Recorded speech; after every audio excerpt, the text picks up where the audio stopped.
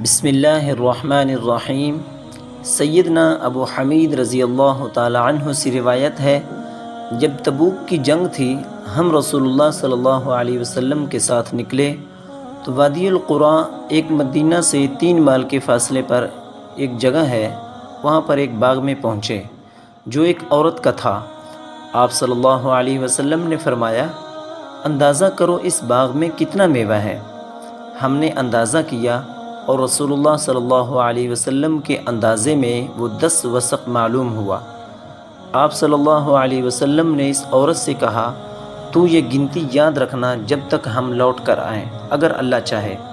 پھر ہم لوٹ کر آگے چلے گئے، یہاں تک کہ تبوک میں پہنچے۔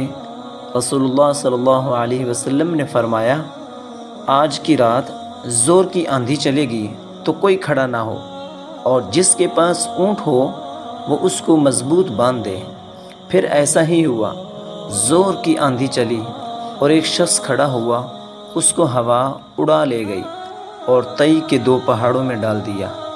اس کے بعد علمہ کے بیٹے کا ایلچی، جو ایلا کا حاکم تھا، آیا ایک کتاب لے کر، اور رسول اللہ صلی اللہ علیہ وسلم کے لیے ایک سفید کھچر تحفہ لایا۔ رسول اللہ صلی اللہ علیہ وسلم نے اس کو جواب لکھا اور ایک چادر تحفہ کے طور پر بھیجی۔ پھر ہم لوٹے، یہاں تک کہ وادی القریٰ میں پہنچے۔ آپ صلی اللہ علیہ وسلم نے اس عورت سے باغ کے میوے کا حال پوچھا کہ کتنا میوہ نکلا۔ اس نے کہا، پورا 10 وسق نکلا، جیسا آپ نے فرمایا تھا۔ آپ صلی اللہ علیہ وسلم نے فرمایا، میں جلدی جاؤں گا، تم میں سے جس کا جی چاہے وہ میرے ساتھ جلدی چلے، اور جس کا جی چاہے ٹھہر جائے۔ ہم نکلے، یہاں تک کہ مدینہ دکھلائی دینے لگا۔ آپ صلی اللہ علیہ وسلم نے فرمایا، یہ طوبہ ہے۔ طوبہ مدینہ منورہ کا نام ہے، اور یہ احد پہاڑ ہے جو ہم کو چاہتا ہے اور ہم اس کو چاہتے ہیں۔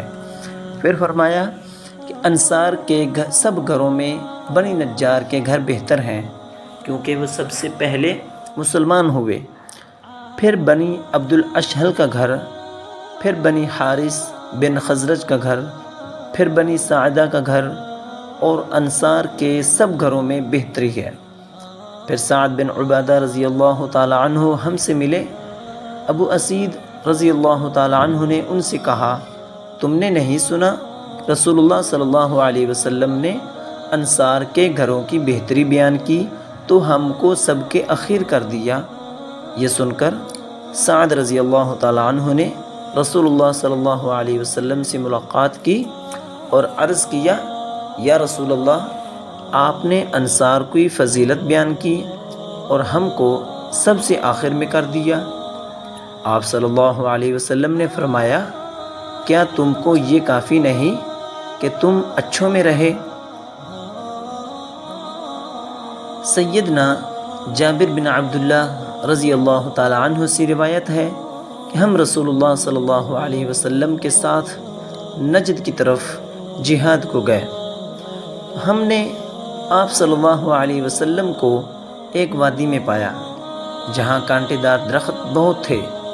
آپ صلی اللہ علیہ وسلم ایک درخت کے تلے اترے اور اپنی تلوار ایک شاخ سے لٹکا دی، اور لوگ اسی وادی میں درختوں کے سایوں میں جدا جدا پھیل گئے۔